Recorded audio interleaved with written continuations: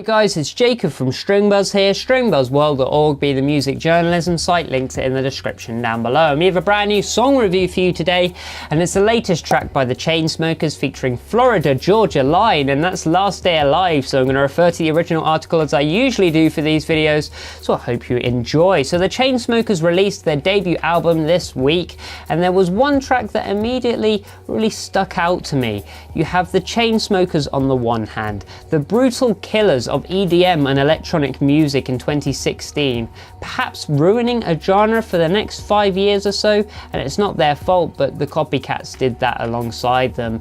And then on the other hand, you have Florida Georgia Line, perhaps the worst country group of all time ever. However, I think the Chainsmokers' last few releases from this album have been a little bit better, and I want to give them the benefit of the doubt since they are growing fairly quickly now. In a musical sense, they're already popular as heck. They don't care about my opinion, so shall we see what I thought of it? Well, I thought the intro was great. I was taken back by what I thought was going to be more of a harmonically driven track by the duo in particular, but then the beat kicked in and then we were exposed to Florida Georgia Line.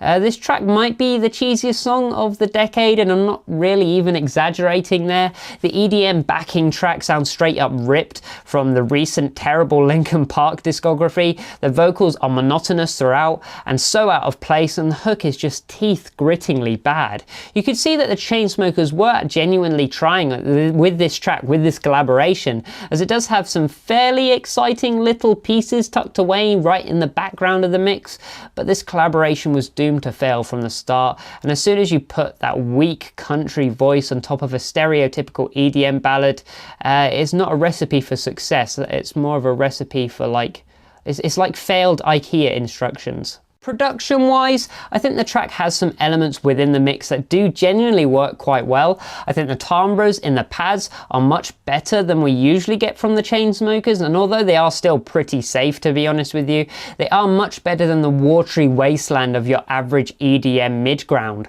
I also like the little guitar plucking away in the background every now and then, and although it could have done with turning up a whole ton since it was so far in the background it was difficult to hear at times, I thought the ever so slightly overdriven tone sounded fairly decent on this record, and I enjoyed it.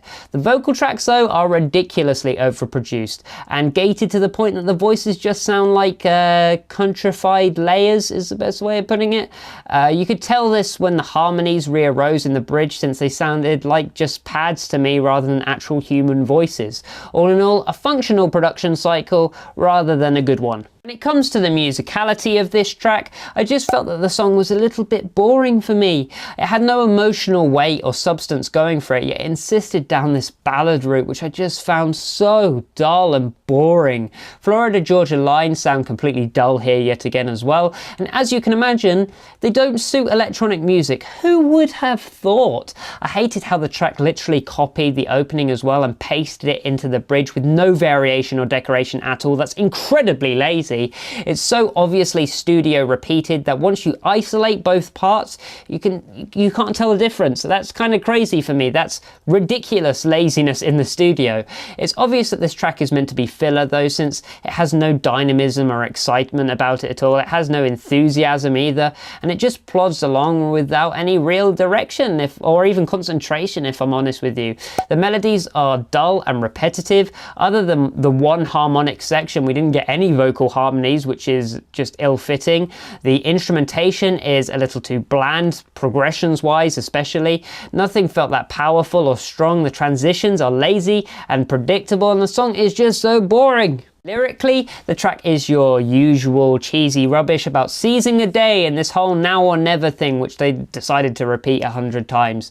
It doesn't really work for me. It never really works for me, this whole ideal, this whole empowering thing. It's done so cheesily all the time by pop artists, and I don't think it was really written to be looked into too much, so I think we'll just stop it there. So all in all, the track isn't the absolute car crash I thought it was going to be, but it's pretty bad and it's pretty boring. So I gave it a G rating of 3.5 out of 10, which is below average. So if you like this video, then please leave a like, subscribe to see more, and I'll see you around next time.